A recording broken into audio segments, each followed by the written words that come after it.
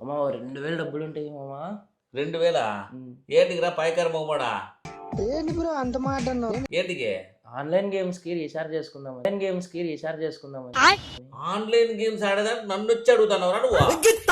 నా కొడక మన ఏంది ఎగ్జామ్స్ లో అన్ని క్వశ్చన్స్ రాసినాను అనుకుంటున్నావు? సబ్జెక్టులు అన్ని ఫెయిల్ అంట మీ నాయన మొత్తుకుంటాడు.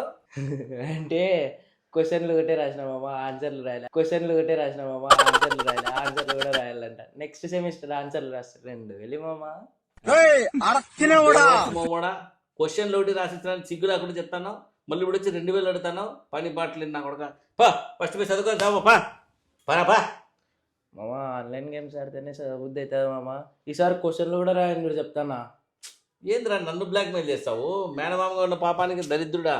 మళ్ళీ క్వశ్చన్ కూడా రాయన నన్నే బ్లాక్మెయిల్ చేస్తాను వీడు.